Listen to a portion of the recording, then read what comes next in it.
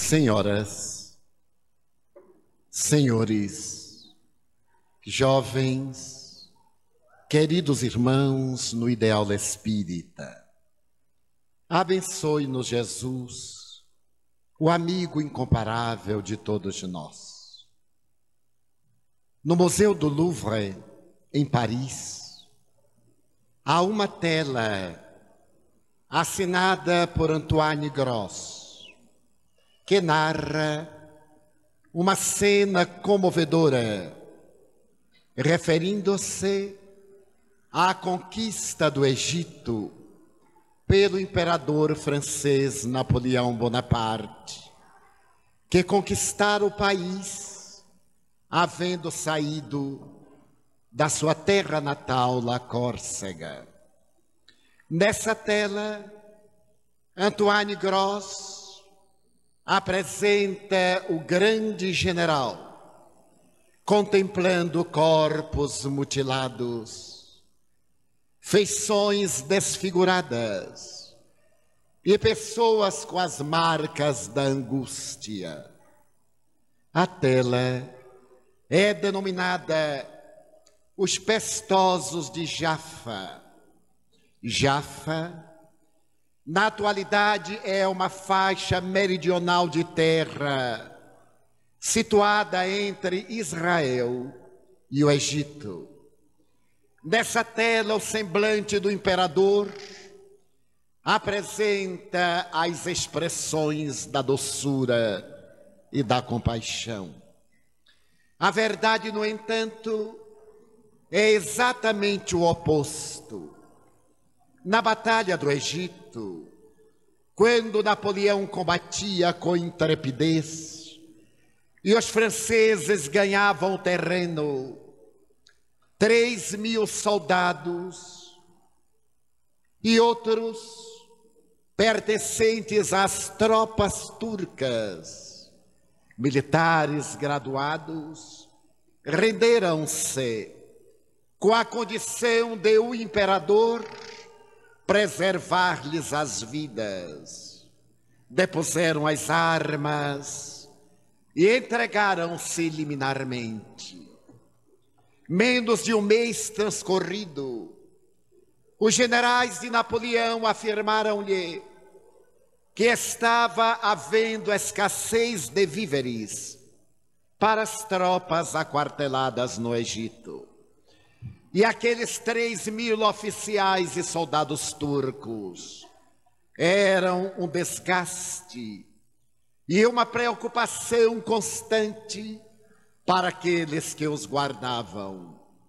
E Napoleão, com a maior naturalidade, mandou que esses 3.000 rendidos fossem passados a fio de espada.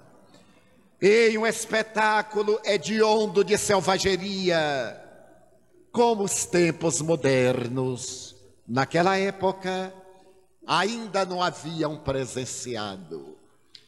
Mas a história sabe escamotear o crime dos poderosos. E a posteridade, quando se adentra pelo Museu do Louvre e examina a tela de Antoine Gros, e encontra o Napoleão piedoso diante dos pestosos de Jaffa. Lamentavelmente, escreveram Will e a senhora Durand. A história é manipulada pelos poderosos.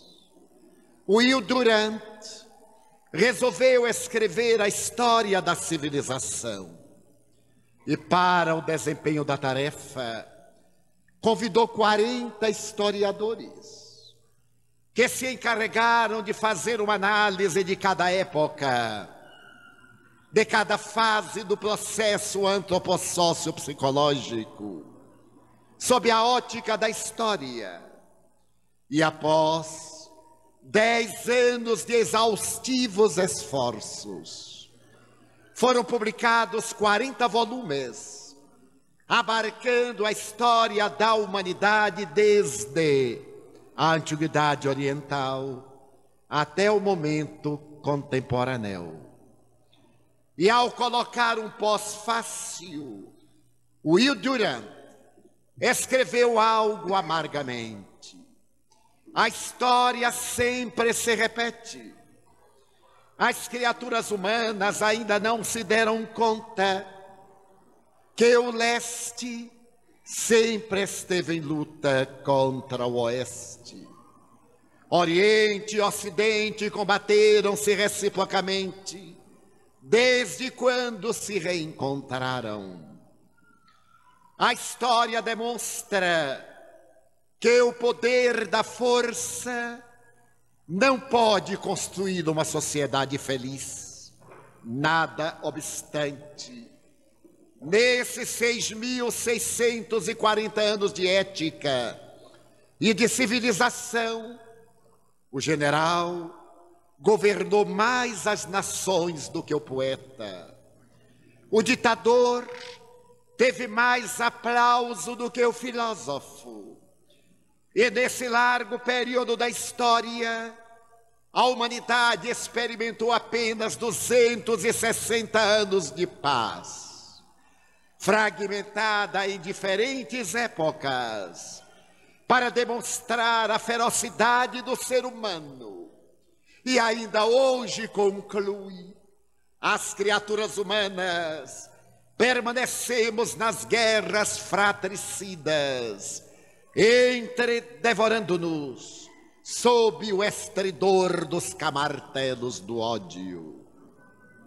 Tem razão Will Durant, e estão perfeitamente fundamentados na verdade os 40 historiadores convocados para esse retrato biográfico histórico da civilização desde os seus primórdios.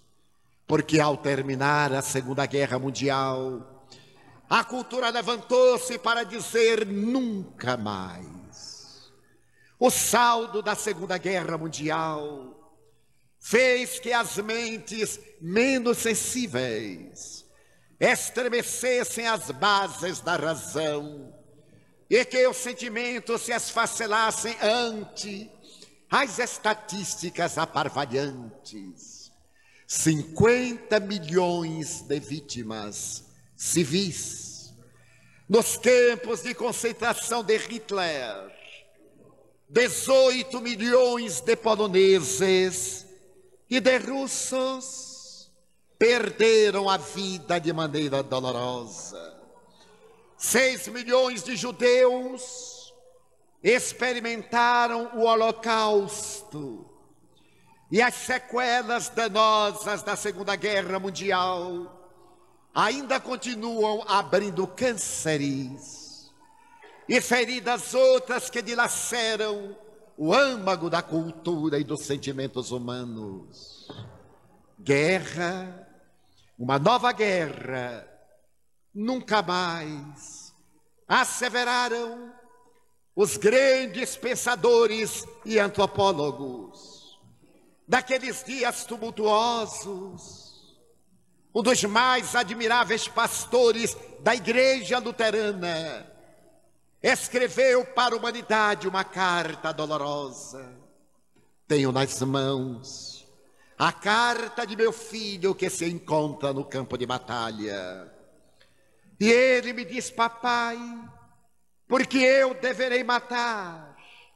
Do outro lado da linha estão soldados que há pouco tempo eram meus colegas na Universidade de Oxford ou de Londres. Mas o psicopata levantou-se e a sua voz tonitruante disse: somos inimigos. E aqui estamos no front. Eu tenho que os matar para que eles não me matem. Você me ensinou, papai, a amar a Deus. Falou-me da beleza do meu irmão e da excelência da proposta do amor ao próximo. Porque eu terei que matar somente porque alguém mandou que eu o mate? Ou porque ele está preparado para matar-me, não sei. Você falou-me de Jesus que nos ensinou: amai-vos uns aos outros. E agora todos nos dizem: armai-vos uns contra os outros. Será possível ser cristão, papai? Estou com medo. E Pierre Van Passen, desse grito de angústia, narra que estava lendo a carta do filho, quando ele dizia: papai, não sei se voltarei, mas eu estou orando, conforme você me ensinou. Pai nosso, que estais nos céus. E mais adiante ele dizia: perdoai as nossas dívidas. Mas não pôde concluir a carta, porque uma bomba caiu próxima a ele, e o estilhaço despedaçou-lhe a cabeça, e o rei da Inglaterra mandou-me uma carta de pêsames, com a medalha do meu filho e os seus pertences. A carta que ele não terminou. Seu filho deu a vida pela Grã-Bretanha, em favor da paz, e nós lhe agradecemos. É uma gratidão tão pequena pela vida de um jovem de 20 anos. É tão pouco, mas sem considerar que foram milhões de jovens entre 20 e 30 anos de idade que o monstro da guerra devorou. O prêmio da paz é tão pouco para aqueles que iremos sobreviver entre amarguras e recordações dolorosas. Eram aqueles dias tumultuosos, mas logo depois a humanidade teve notícia da grande tragédia da Segunda Guerra Mundial e o horror que se havia devotado a Hitler, a Mussolini, a Hirohito, agora também se deslocava para ser direcionado a um dos homens que havia formado o grupo dos aliados e que era também sandeu, insaciável de sangue, quanto às tropas SS. Joseph Stalin, o homem que aterrorizou as repúblicas socialistas soviéticas, havia mandado para a Sibéria mais de 3 milhões de moscovitas, que se recusaram a aceitar-lhe as arbitrariedades, pelo crime de desejarem ser cidadãos russos e não capachos das botas ditatoriais desse homem sem coração. Apesar dos seus crimes e arbitrariedades, ocultados por Winston Churchill e por Franklin Delano Roosevelt, para que ele pudesse encerrar fileiras em favor da paz, porque houvera ameaçado: poderei aderir a Hitler. Os seus crimes hediondos somente foram narrados depois que o ser execrando desceu à sepultura. E soube-se que na Tchecoslováquia, nas florestas de Katyn, ele mandou matar 16 mil oficiais e soldados poloneses, apenas porque eram poloneses, e apesar de aliados não pertenciam às hostes soviéticas.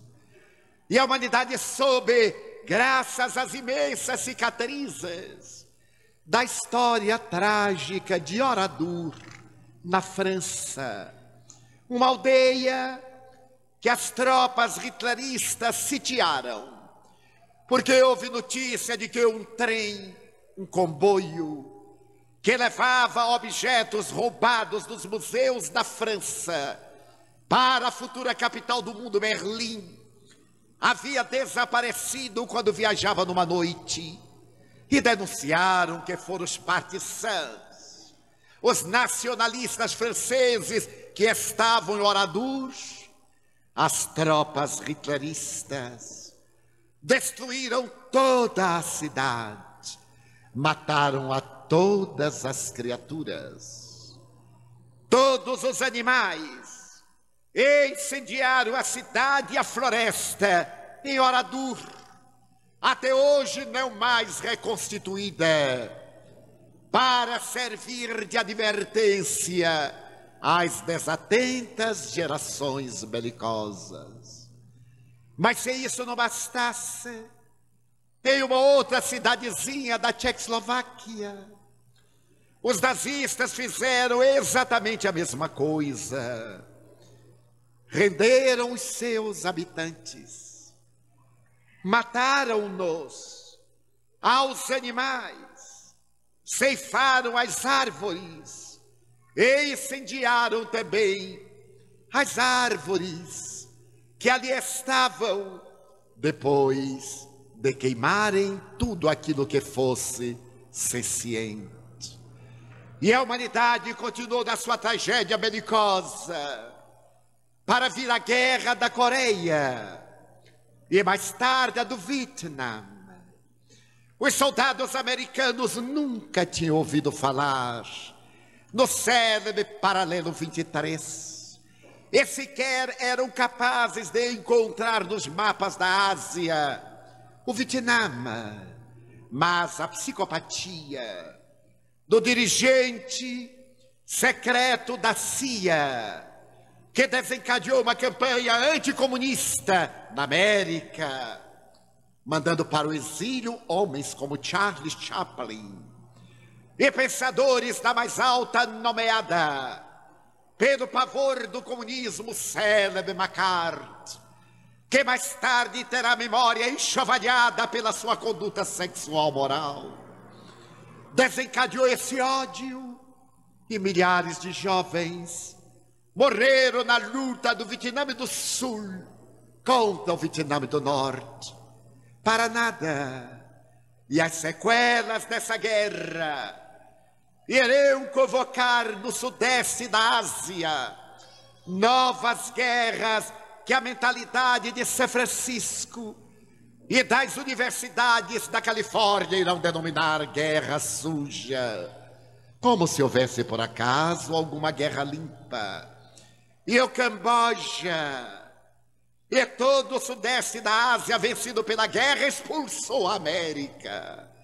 Depois de 8 anos de dolorosas e lamentáveis lutas, em que as bombas de napalm eram atiradas, e comoveu o mundo o espetáculo de uma menina cambojana fugindo de Saigon, desnuda, com outras crianças, que o napalm lhe havia devorado a pele, e comoveu a terra.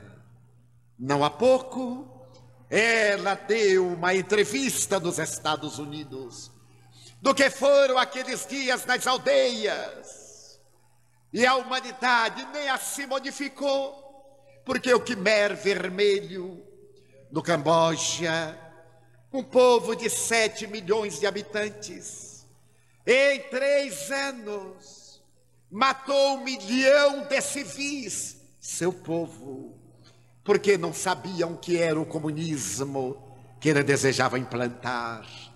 O seu ódio era tal que primeiro mandava cavar as valas imensas, para depois as metralhadoras ceifarem-lhes as vidas, tombando nas valas que as cavadeiras cobriam de terra sem cessar.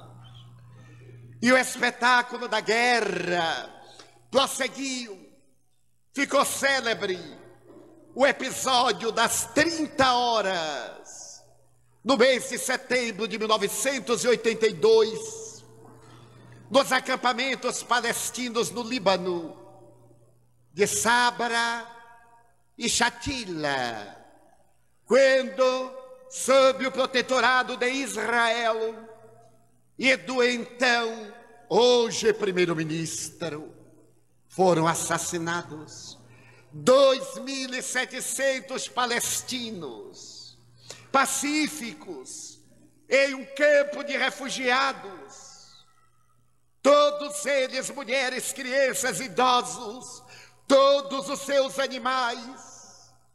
Depois, as árvores foram cortadas de metralhadora, repetindo, os hediondos espetáculos de Oradour e da aldeia da Tchecoslováquia. E há aproximadamente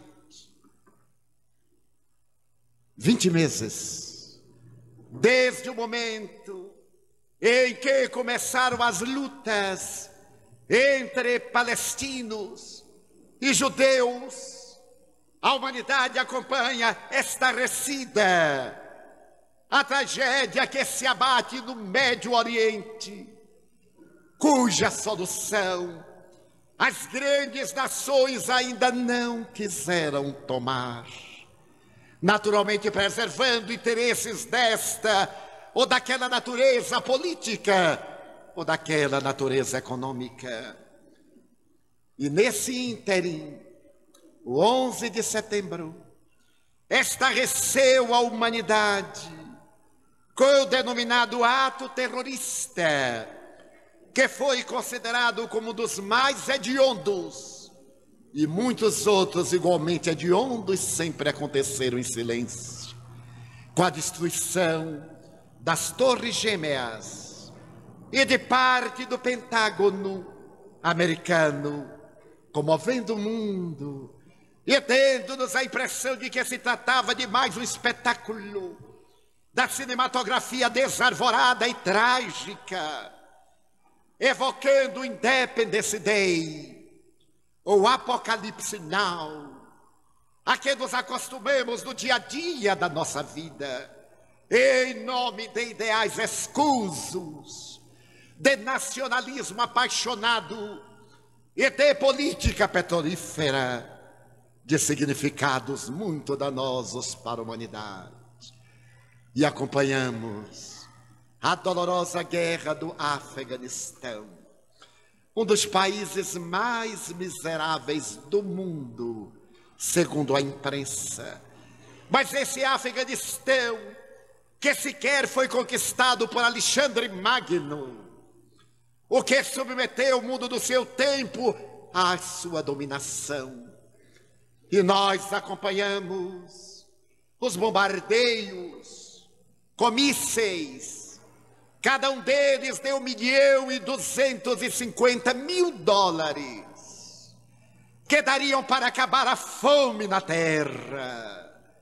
Catalogada pela FAO, a Organização Mundial de Alimentos, que tem sede em Roma, e que estabeleceu, nos próximos 10 anos, deve morrer 80 milhões de esfaimados, 8 milhões por ano, não se considerando aqueles que sobreviverão, dementados, esquálidos, miseráveis, procriando descendentes que trazem mapas cromossomáticos, desenhados por neurônios devastados pela servidão, pela ausência de nutrientes.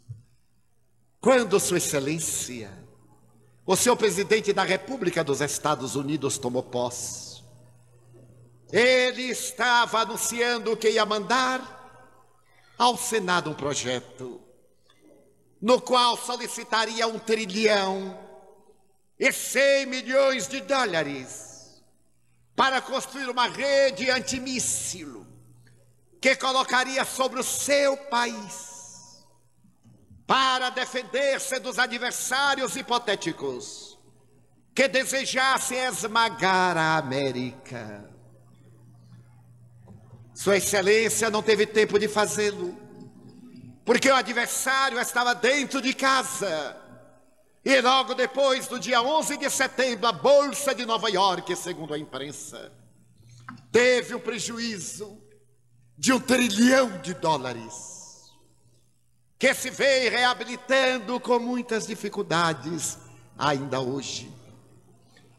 E se Sua Excelência tivesse investido esse dinheiro na guerra contra cavernas, no país desolado pela fome e pela miséria, e o grande plantador de substância de alcaloides que veio devastar vidas, tivesse investido na África, com os seus milhões de portadores do vírus HIV, ou da fome naquele país e na América Latina, dos chamados países subdesenvolvidos, certamente não necessitaria de nenhuma rede antimíssil para defender a América.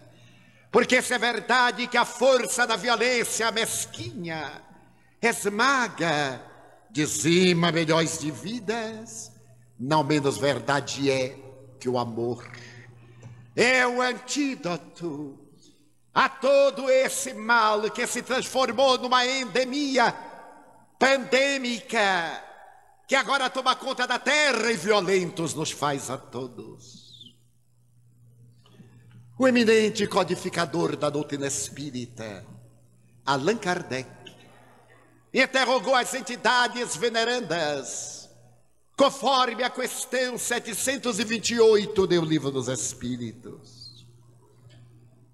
É lei da natureza a destruição? E os espíritos responderam sim. É preciso que tudo se destrua para que se renove. Esse fenômeno natural da destruição, adimos nós outros, é normal no nosso processo evolutivo, que se dá através do desgaste da face exterior da vida, para que o ser real desenvolva os valores intrínsecos que ainda lhe dormem em germe, para desabrochar um dia no seu hino de beleza da imortalidade. A lei de destruição em o Livro dos Espíritos aborda que ela está presente em nossa vida. Nutrimos-nos graças à morte daqueles que nos vão oferecer as energias para a sobrevivência. Mas a criatura humana, porque raciocina, desborda da sua caça como esporte destruidor, ou para poder armazenar excessivamente, trazendo consequências funestas para a nossa vida, e atentado contra a lei natural, a que vige no universo. E estudando ainda mais em profundidade a lei de destruição, Allan Kardec pergunta: o que é que leva o homem à guerra? Na questão 742 do mesmo capítulo, predominância da natureza animal sobre a natureza espiritual do homem e o desbordar das paixões. No seu estado de barbaria, a criatura humana somente tem instintos e resolve através dele esmagar de cada um, quando poderia fazer exatamente o oposto. E na pergunta que se segue, a de número 744, Allan Kardec volta a inquirir estarrecido o que pretende a divindade com a guerra. Promover o progresso, porque a criatura humana, não aceitando as leis que impõem, através do amor, o progresso do indivíduo e da massa, utiliza-se da própria ferocidade do ser que destrói para ser reconstruído mais tarde em outros patamares. E observemos que durante a guerra o progresso da tecnologia e da ciência faz-se tão acelerado para que um povo submeta o outro, que mais tarde houve realmente um desenvolvimento de natureza intelecto-tecnológica, mas não moral. Esse desenvolvimento moral é mais lento, enquanto o primeiro é de natureza horizontal, de superfície, o outro é a grande verticalidade que leva a criatura na direção de Deus. E a violência irrompe no mundo exterior, porque está dentro de nós, como escreveu o Espírito Lázaro, com muita poesia em o Evangelho segundo o Espiritismo. Na fase inicial temos apenas instintos, que são os nossos instintos primários: a nutrição, a manutenção da vida, o repouso, a reprodução, e diferindo dos animais que somente matam quando tem fome. O indivíduo que pensa mata porque tem medo de ser assassinado e procria fora dos fenômenos biológicos do cio, porque transforma o ato sexual em um tormento da insaciável busca do prazer. E vemos a nossa transformada numa sociedade imediatista sexólatra, que entroniza o prazer sexual em detrimento dos valores éticos morais e das emoções de relevo e de natureza transcendental. E encontramos-nos num caos. A violência está em nós. O que deveríamos fazer para obstaculizar a marcha dessa violência que nos tornou prisioneiros de nós mesmos? Atingimos um momento de cultura, de civilização e de tecnologia invejável. Mas atingimos também o momento do medo, de maneira insuportável. Temos medo de sair à rua, temos medo de ficar em casa. Temos medo de fazer novos amigos. Temos medo de não ter amigos. Temos medo da doença. Temos medo da morte. Temos medo dos relacionamentos sociais. Do que nos adiantaram esses 6.640 anos de ética, de cultura e de civilização, se eles não nos desalgemaram do egoísmo e da crueldade, esses dois adversários que nos jugulam ao primarismo de onde viemos e não conseguimos libertar-nos. Allan Kardec, mais uma vez, examinando a problemática da crueldade e da perversidade, interroga as entidades venerandas. Na questão 685A, quando se refere ao dever que temos aqueles que são jovens em relação aos idosos, de protegê-los. Em uma frase monumental, o codificador da doutrina diz que essa tarefa, a da construção de uma nova sociedade, cabe à educação moral, não a essa educação moral convencional dos livros, mas àquela que tem a ver com os valores éticos do indivíduo, que o transforma para melhor, que o torna mais equânime, conforme está definido em O Homem de Bem, no incomparável capítulo do Evangelho segundo o Espiritismo. Aquele que é justo, que é nobre, que é paciente, que é gentil, que é bom e devotado. E é exatamente por isso que o admirável psicólogo norte-americano, fazendo uma análise dessa combustão que está destruindo a Terra, estabeleceu que através da educação e do autoconhecimento, questão 919 da obra referida, a criatura dispõe de valores para poder mudar a estrutura da sociedade.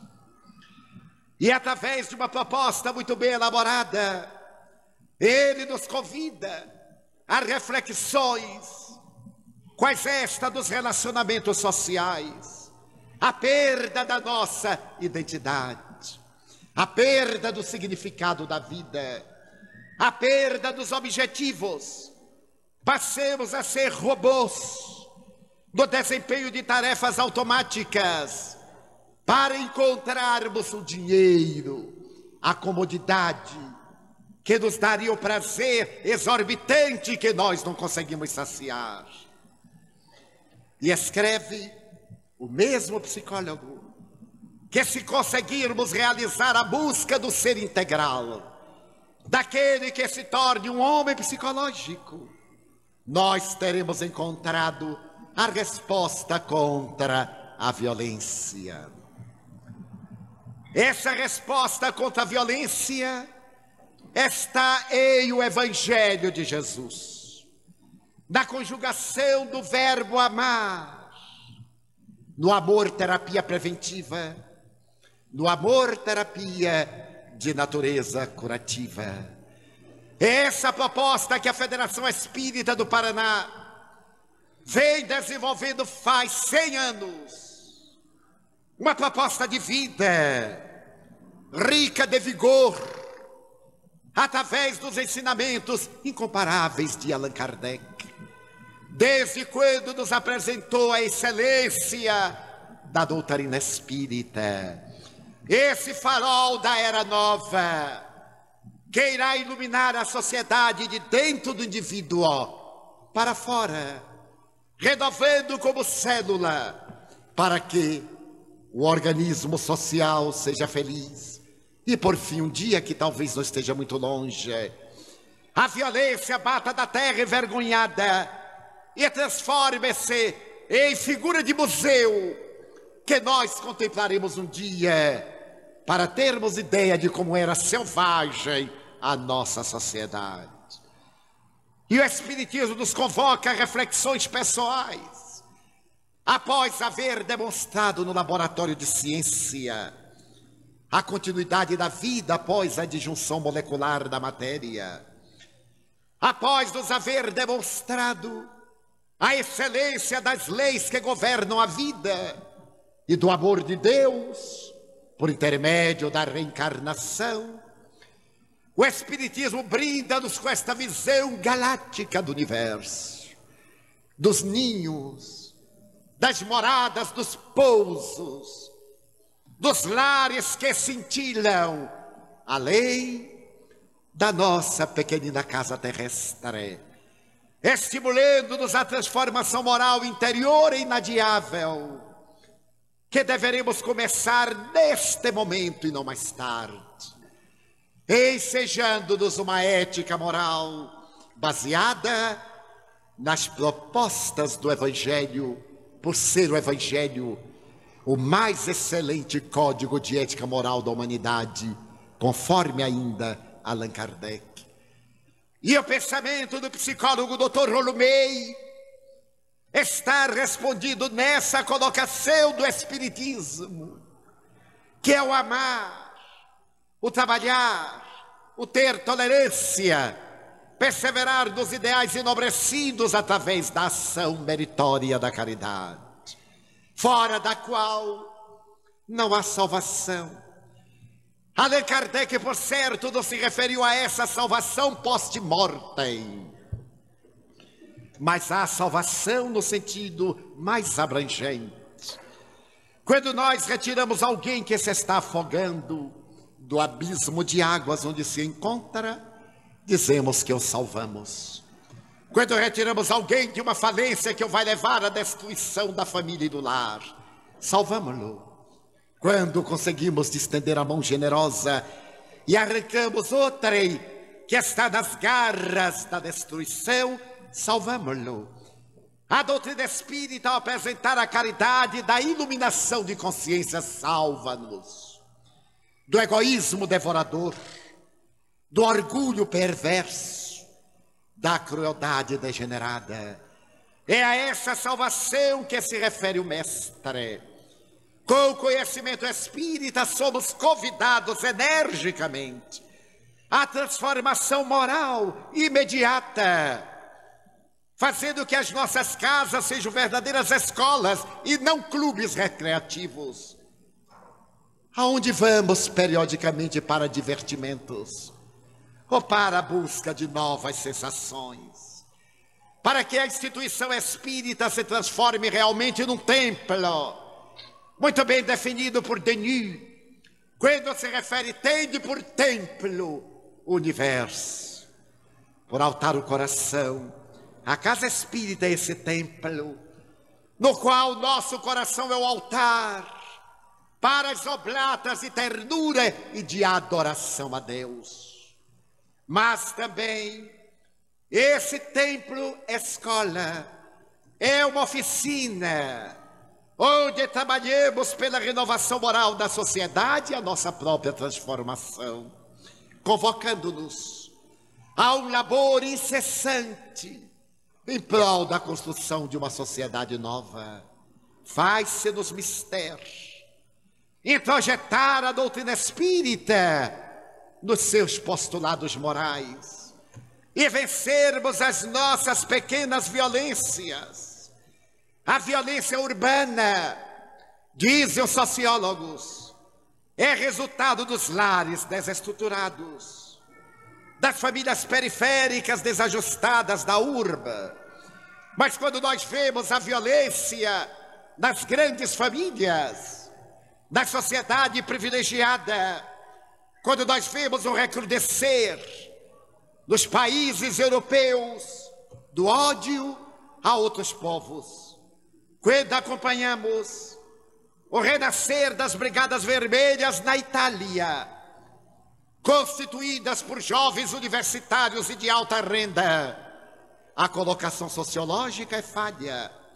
Nós então recorreremos à colocação psicológica, aos lares que não educaram bem os filhos, às famílias que deixaram de atender à prole, quando pais se escusaram à tarefa colocando as empregadas eletrônicas, que são as televisões, os jogos eletrônicos como mestres da destruição, e alguns apresentadores que são os novos argonautas, que se celebrizaram pelo sexo e desalinho, pelo silicone, pela musculação, sem nenhum sentido de pudor nem de ética, sem nenhum valor, com as exceções compreensíveis, para ensinar moralidade a nossos filhos.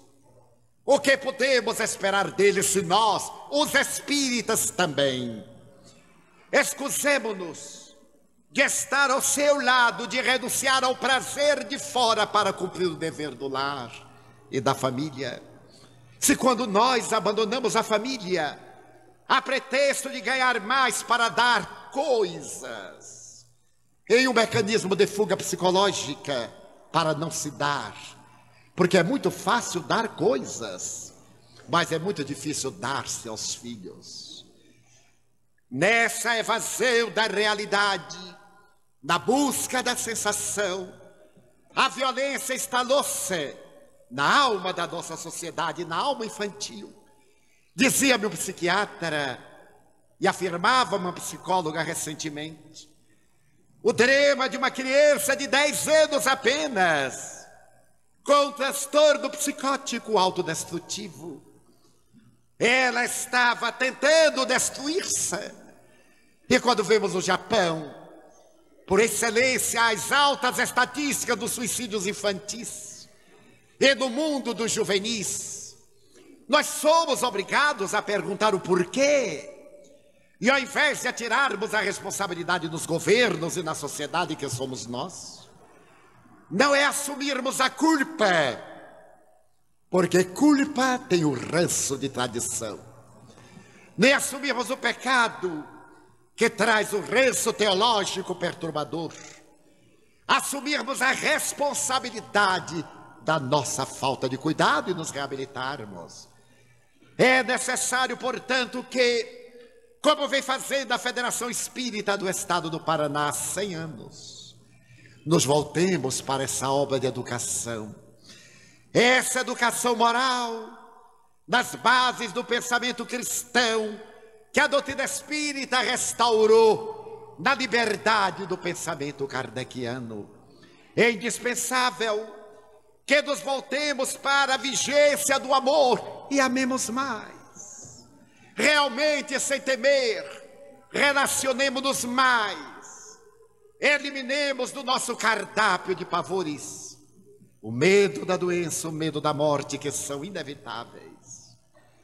Havia terminado uma palestra em uma cidade muito importante deste país. E durante a fila que se fez natural, em determinado momento acercou-se-me um cavalheiro, visivelmente angustiado, pálido e suarento. Estendeu-me as 2 mãos e perguntou-me abruptamente: o que é que minhas mãos lhe dizem? Tomado de espanto, porque era inusitado. procurei reflexionar e entrar na pergunta subjetiva daquele homem. E enquanto ganhava tempo, sorri-lhe e disse-lhe: as suas mãos são muito bonitas. E que lhe dizem? Ouvi o Espírito Joana de Ângeles socorrer-me. As mãos dizem-me que o senhor é inocente. Tem certeza? Absoluta. Estou ouvindo-as. E elas me dizem que são mãos de um homem inocente, que jamais ergueria a clava para matar. Ele me segurou nervosamente. Senhor Divaldo, eu sou fulano de tal, professor da universidade. Eu sou pulmologista. Meu pai era portador de uma asma pertinaz, que ele afetou o coração, e ele esteve sofrendo penosamente. Certo dia, estando ele desesperado, como fazia de hábito, apliquei-lhe uma substância vasodilatadora. Ele estava angustiado. Meu pai morreu, teve uma parada cardíaca. Levamos-no ao hospital de emergência, lutemos bravamente e ele morreu. Meu pai era um homem muito rico, portador de uma fortuna colossal, um dos 10 homens mais ricos deste país. Por minha vez, também tenho uma fortuna regular. Por ser o filho mais velho, somos 2 irmãos. Ele me havia nomeado seu testamenteiro. E um mês após a sua morte, seguindo a prescrição da lei, fomos abrir-lhe o testamento. E fui tomado de surpresa pela generosidade que ele teve para comigo, sem abandonar naturalmente minha mãe, que irá receber metade da fortuna, e também meu irmão, que receberá a parte que lhe corresponde. Nesse momento, minha mãe transvariada disse-me: tenho que dizer-lhe o que penso. Ainda ontem contratamos um advogado. Demos uma queixa-crime contra você, eu e seu irmão. Você matou seu pai para poder entrar na fortuna que sabia ele lhe ia legar. Esse testamento terá que ser anulado, porque você é um parricida. E na crise que seguiu, apoiada pelo meu filho, eu fui tomado de espanto. Aonde eu estava, não podia ser minha mãe, não podia ser meu irmão. Foi uma cena dolorosa que eu não desejo recordar. Saí dali traumatizado, expulso do lar onde eu nasci. E estes têm sido dias terríveis. A justiça está continuando. Foi feito um levantamento cadavérico para uma nova necropsia, para tentar detectar se alguma substância em alguma parte do cadáver, nos ossos, em algumas células, nos cabelos. Mas eu não o desejei. Se eu matei, não foi intencional. Sabendo que o senhor é espírita, eu sou materialista. A minha é uma cultura acadêmica. Alguém me disse, pergunte-lhe. E aqui eu estou. Eu não acredito em Deus, nem acredito no Senhor. Mas eu necessito de uma palavra. Diga-me se essas são mãos assassinas. E já lhe disse que elas me estão informando que são inocentes. Se elas são inocentes, como eu deverei proceder? Porque estou planejando matar minha mãe, meu irmão, e matar-me. Qual é o sentido da vida? Vem a morte e somos aniquilados porque esta loucura. Quantos anos eu terei? 30, 200, e a eternidade, o seu sentido. Eu segurei-o e disse-lhe: eu lhe daria uma sugestão, já que o senhor veio até aqui. Primeiro, eu lhe gostaria de presentear com este livro. O senhor deverá matar-se somente após havê-lo lido. É indiferente que cometa os crimes amanhã ou dentro de um mês. Permita-se um mês de vida que o senhor merece e que sua mãe e seu irmão merecem. Leia este livro, por favor. Contrate um criminalista. O senhor não deverá acusar a sua mãe, que deve estar transida de dor. Dê a seu irmão, sejam quais forem os motivos que o levaram a esta situação lamentável. Mas tem o direito de defesa. Está estabelecido nos divinos códigos. A sua vida é valiosa. O senhor deve ter uma família, sim, tenho filhos. Deverá preservá-lo, preservando a sua existência. E vamos tornar-nos amigos. Falemos-nos periodicamente. O senhor pode contratar um grande criminalista, o melhor que existir na terra.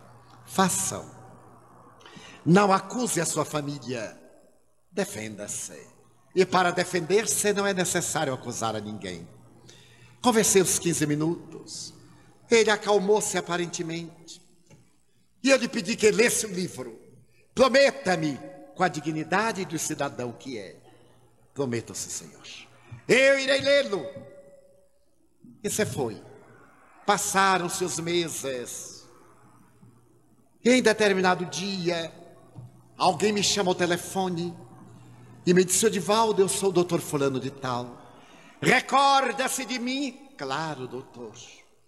O senhor é uma pessoa inesquecível. Por quê? As suas mãos. Nunca as esquecerei. Seu Edivaldo, eu contratei o advogado, doutor fulano de tal. E a primeira proposta que ele me fez foi: renuncie ao direito que você tem pela herança. Ou então, oferte a sua mãe e a seu irmão. Você não necessita disso. E teremos retirado a aparente causa do crime. Ademais, os testes de laboratório deram todos negativos. E como você é um homem inocente, saia desse drama totalmente liberado. Eu disse: mas que conselho sábio. E ele disse: de um espírita. Para minha surpresa, ele também é espírita. E eu li o livro dos espíritos. Não lhe direi que sou espírita, mas lhe direi que ele mudou a minha e mudará outras vidas que estão próximas de mim. Seu Edivaldo, mamãe tirou a queixa e meu irmão também.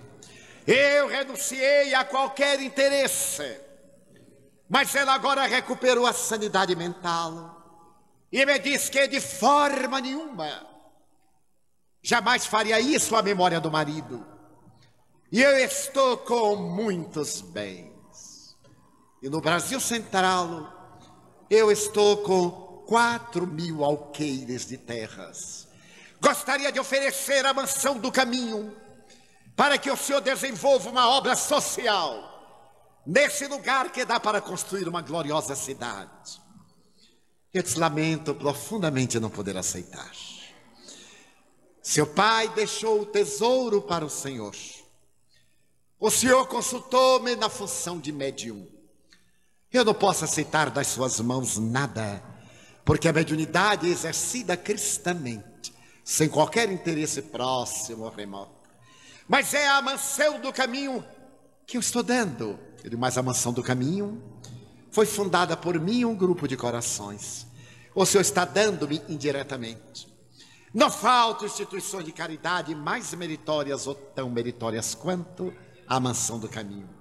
Mas já que o senhor está disposto a transformar essa gleba em uma obra social, faça, venda metade. E com esse dinheiro erga uma obra meritória, em homenagem à memória de seu pai, esse homem a quem o senhor tanto amou. Mas não a construa para que outros operem nela. Construa. E o senhor mesmo, com uma equipe, passe a salvar vidas. Seu Edivaldo é um plano ousado. Mas ser espírita é ter a ousadia de ser diferente, é ter a coragem de não pertencer à comunidade dos desastrados, e dos desastrosos. Ser espírita, meu amigo, é ter essa audácia de não fazer o que os outros fazem só porque são a maioria.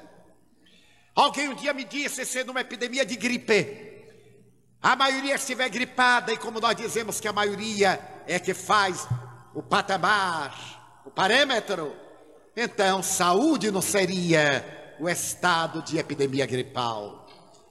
Não importa que sejamos uma pequena minoria, que sejamos alguns, mas que sejamos de qualidade. O pouco fermento levanta a massa. E é necessário ter coragem de ser diferente sem a presunção de ser melhor.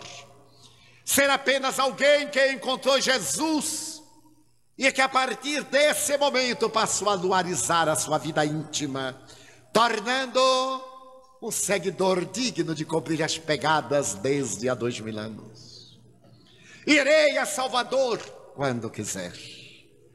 Veio e dialogamos.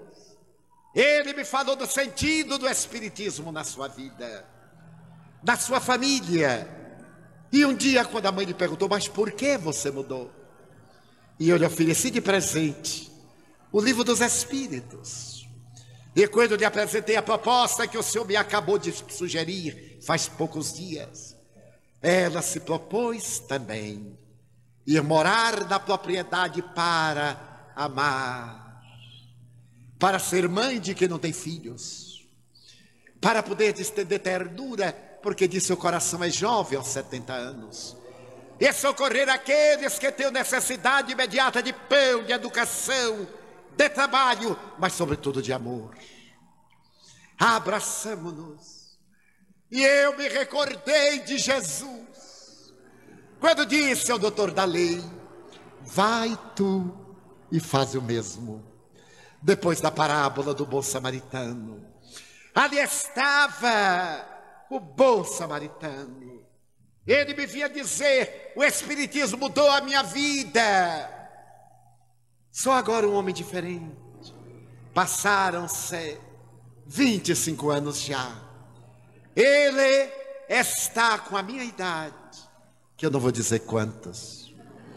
A mãezinha já viajou para a imortalidade. E o pai está reencarnado na obra, que vai levar adiante depois, sem que ele saiba. Porque antes de viajar na direção do corpo, o venerando Senhor veio falar-me do projeto espiritual para um dia ele dirigir a obra de amor que seu filho executou com os tesouros que ele deixou na terra.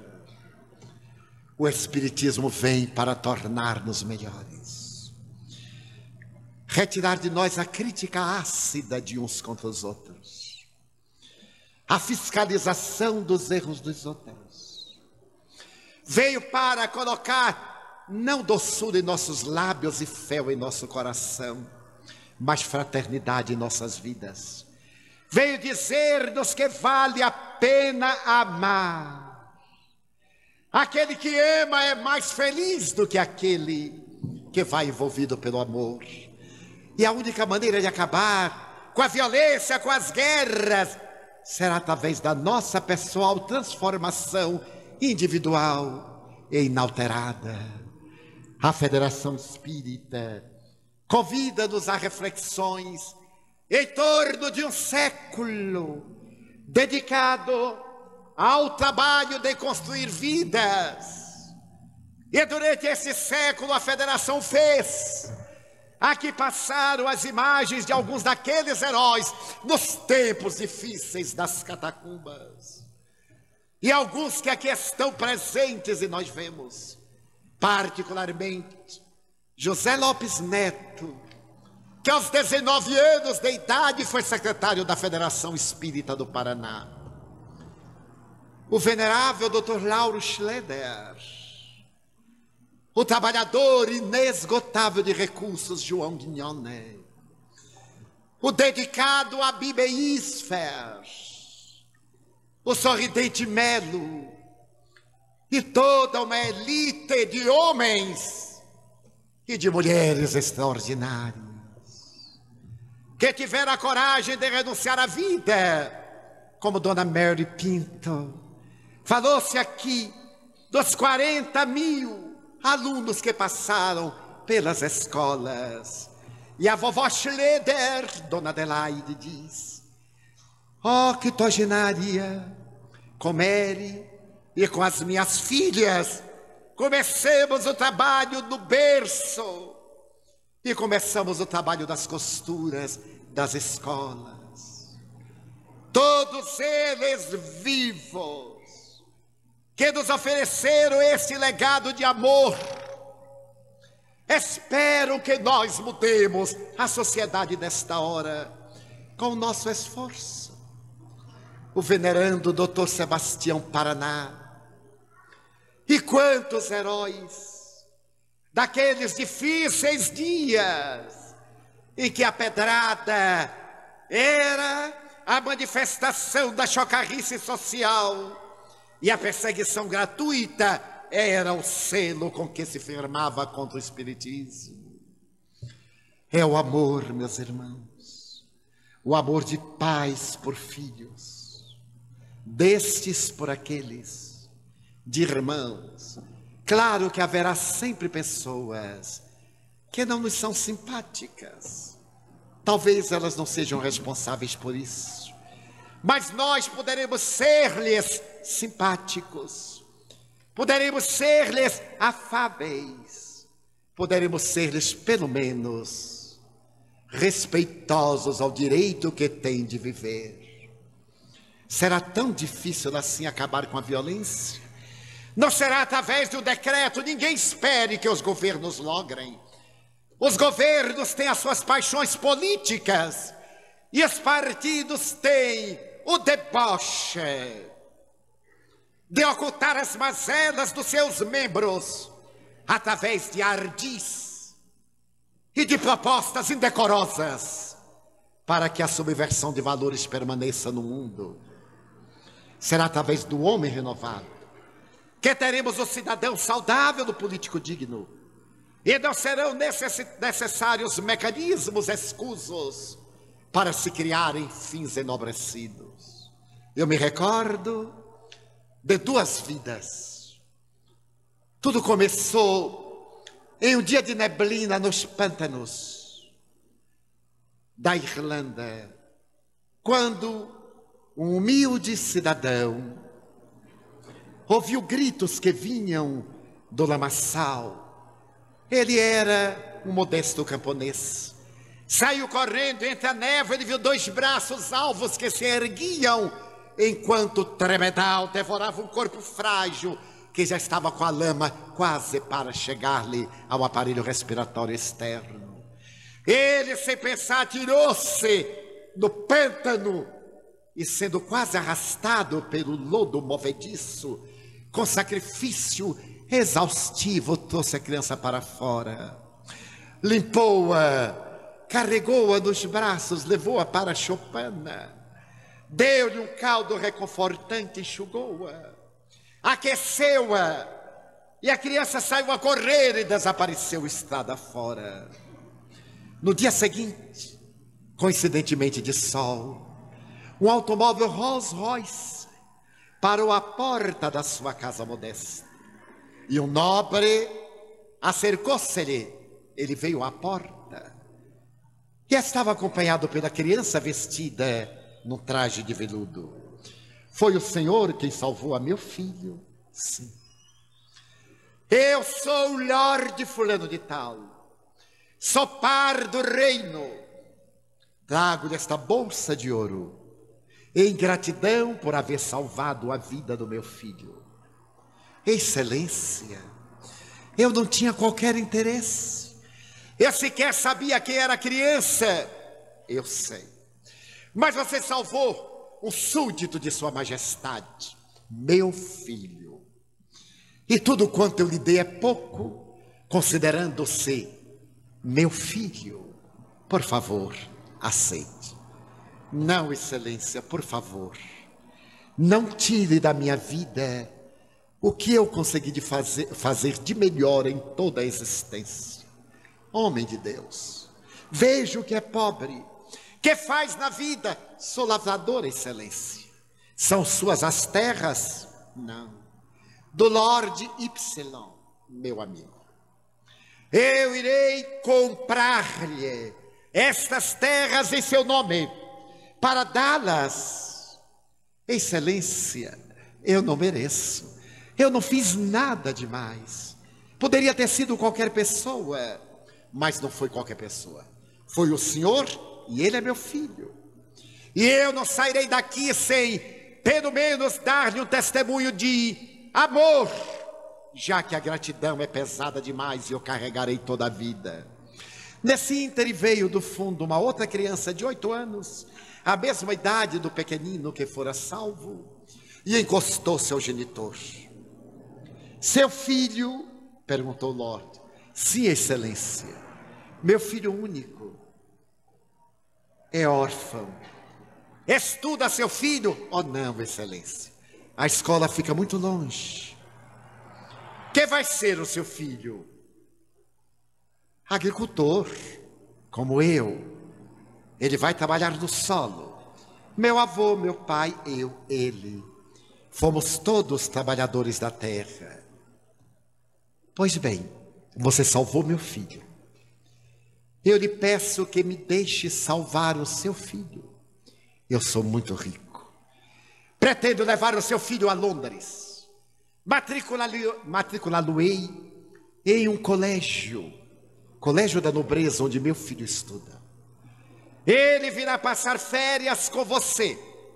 Você não tem o direito de impedir-lhe o destino. Se ele corresponder pela inteligência e pela capacidade de assimilação, eu levarei à universidade até onde ele possa ir. Mas você tem o dever de dar-me seu filho para que eu o salve. E agora? O lavrador olhou para o menino pálido. Não posso impedir que meu filho seja feliz. Dilacera minha alma. Mas eu deixarei que sua excelência leve meu filho. E que me mande no período de férias. Muito bem. Beijou o filho, o menino se foi. Retornou ano após ano. O menino era muito inteligente. Estudou na faculdade de medicina. Recebeu diploma no Hospital Santa Maria, o melhor de Londres. Dedicou-se à bacteriologia. Depois da Segunda Guerra Mundial, um dos homens mais importantes do mundo estava morrendo de pneumonia. Os médicos ali sentiam-se impossibilitados de salvar-lhe a vida. Quando foram surpreendidos por um colega que chegava nervoso, trazendo na mão uma ampola, e de imediato preparando a seringa pelos métodos da época para aplicar uma injeção, acaba de ser descoberta a penicilina. E durante aquela semana, a terapia com a penicilina salvou o homem. Esse homem, Winston Churchill, o pai da penicilina, Alexander Fleming, Winston Churchill, o menino que foi salvo dos pântanos da Irlanda. Alexander Fleming, o filho do camponês que salvara Churchill e cujo pai levaram para estudar na Inglaterra. O amor daquele homem salvando uma criança e recusando-se a qualquer retribuição, receberia do Lorde a oportunidade de salvar milhões de vidas, porque depois de Alexander Fleming, o mundo não foi mais o mesmo. Depois de Winston Churchill, o mundo não foi mais o mesmo. 2 homens, 4 homens, 4 destinos, milhões de vidas. Um dia,